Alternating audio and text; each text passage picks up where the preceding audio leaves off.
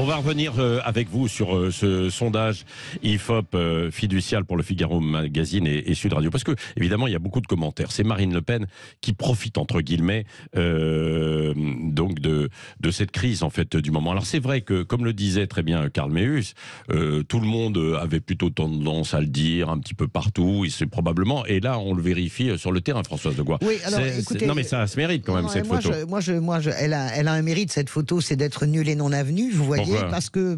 Ah bah non, mais alors, vous ne dites pas ça quand ce sont les sondages contre la réforme des retraites.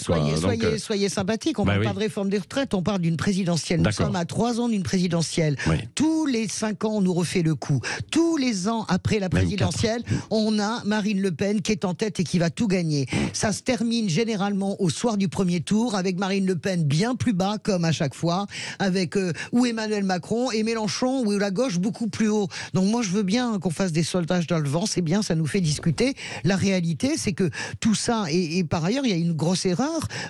Vous prenez l'hypothèse de comment ça s'appelle, de Édouard Philippe, mais qui vous dit que ce sera le candidat. Oui, dans tous les cas de figure, si c'est Darmanin, si c'est Le Maire ou si c'est Bayrou, Jean-Luc Mélenchon, il est au second tour. Donc ça serait bien de donner, c'est pas à vous que je le dis, c'est à mon camarade Karl Meeus.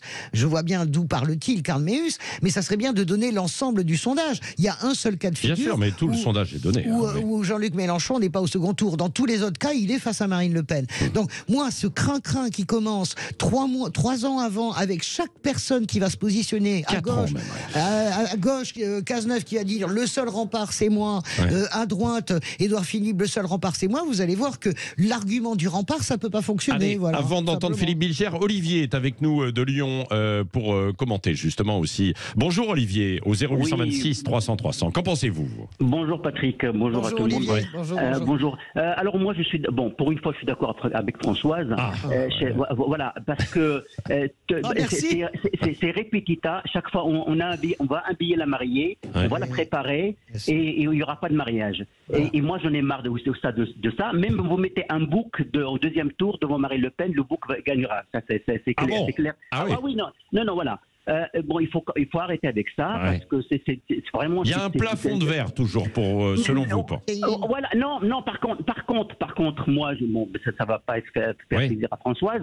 Moi, je veux pas que Marine Le Pen soit présentée. Je crois à M. Barbella, ou bien l'union des droites et l'union vraiment de l'RN. Ça, oui, je veux dire, il y aura un gros coup. Mais par contre, dites Marine Le Pen, encore, elle va se présenter, on va l'habiller, on va la présenter jusqu'au deuxième tour. Après, c'est Marine Le Pen, c'est la cousine d'Hitler, c'est la cousine de Mussolini. Voilà, ça, il y en a marre. Et on voit un petit peu, alors je sais pas qui prépare tout ça. Oui, et chaque fois, pas vous Sud Radio, mais en même temps, on la pousse jusqu'au bout. Et après, il y en a marre. Philippe Bilger. Alors, Olivier, restez avec nous. Philippe Bilger, qu'en pensez-vous? Bonjour Philippe. Non, je ne suis pas... Bonjour à tout le monde et aux auditeurs. Bonjour Françoise. Je ne suis pas totalement d'accord avec vous parce que, évidemment, c'est 4 ans avant l'élection, j'entends bien, mais tout de même, il me semble qu'il y a des changements dans la société française et au regard de la classe politique qui permettent de considérer que ces orientations ne sont pas totalement factices. D'une part, je considère que Jean-Luc Mélenchon perd beaucoup depuis quelque temps de sa crédibilité et de sa légitimité. Et d'autre part, pour Marine Le Pen, bien sûr, on peut dire que le même processus se rejoue, mais j'ai été frappé hier par la discussion qu'on a pu avoir avec Frédéric Dabi. J'ai l'impression que Marine Le Pen est passée du statut d'outsider qu'elle a eu longtemps à celui de favorite, avec le classicisme apparent qui va avec. Donc je ne tirerai pas de conclusion péremptoire de ce sondage, mais il est plus sérieux, me semble-t-il, que vous pouvez le laisser imaginer. Moi, je vais répondre à Philippe. Je pense que ce commentaire, Philippe, vous l'avez déjà fait il y a 4 ans, parce que j'ai le souvenir de flopées de sondages à l'occasion des crises des Gilets jaunes, où Marine Le Pen, encore la crise des Gilets jaunes, profitait à Marine Le Pen, et on avait les mêmes commentaires qui disaient « Ah, normalement, ça devrait profiter à la gauche ». Ça ne profitait pas, et ça c'est le premier point. C'est toujours les mêmes sondages et donc toujours les mêmes commentaires.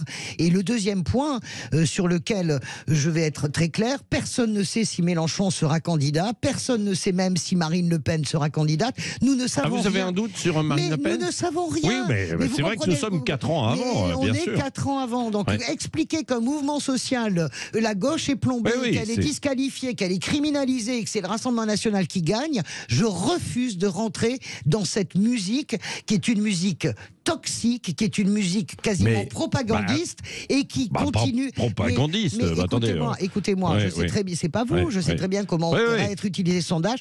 Il y en a marre de castrer les ailes à chaque fois de la vie politique avec ce genre de politique fiction. Et je le redis, le commentaire que mon ami Philippe Wilger vient de faire, eh bien, il l'a déjà fait il y a 4 ans, il y a 3 ans. Philippe va vous répondre. Avec l'idée elle est de plus en plus crédible. Non, elle n'est pas de plus en plus crédible. Françoise, je ne doute pas une seconde de votre mémoire. Elle était déjà à 32% après les Gilets jaunes. Elle était à 32% après les Gilets jaunes. Mais je ne doute pas. Mais ce qui est vrai, c'est qu'aujourd'hui, la situation a changé.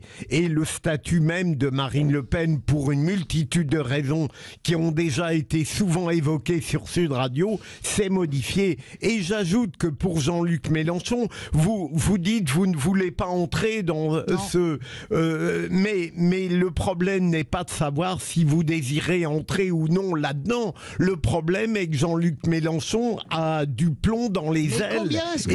Allez, vous poursuivrez ce débat. Vous poursuivrez.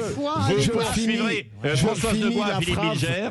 Vous poursuivrez ce débat ce soir dans Les Vraies Voix. Oui, c'est vrai. Merci. Allez, merci. Oui. 10 secondes. Il n'est plus légitime, même au sein de LFI. Oui, enfin, ça aussi, on l'a entendu.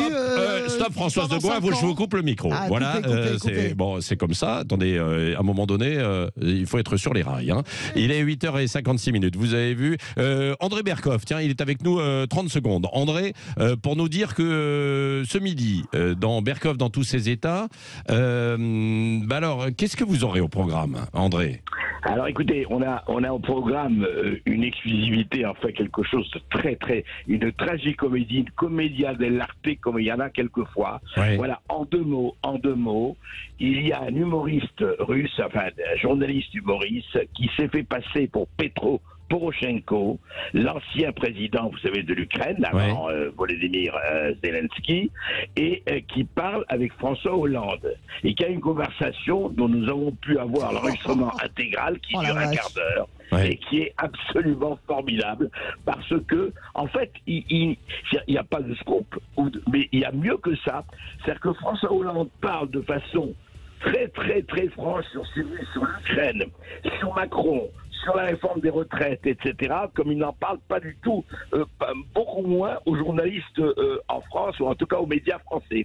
Et c'est très intéressant parce que il pense qu'il parle à Petro Poroshenko, donc nous allons traduire, c'est en russe, en ukrainien, les questions, mais François Hollande, vous le verrez, il est en zoom, il répond, et c'est tout à fait, je dirais pas hilarant, mais très révélateur. Je trouve qu'il est beaucoup plus franc avec Poroshenko, comme homme politique, que les hommes politiques en général. Et puis ensuite, on reçoit Didier Raoult, qui sera sur le plateau de Sud Radio, pour son autobiographie. Merci. Allez, c'est tout à l'heure, donc à 12h30. Il est quasiment 9h. Dans un instant, Valérie Expert.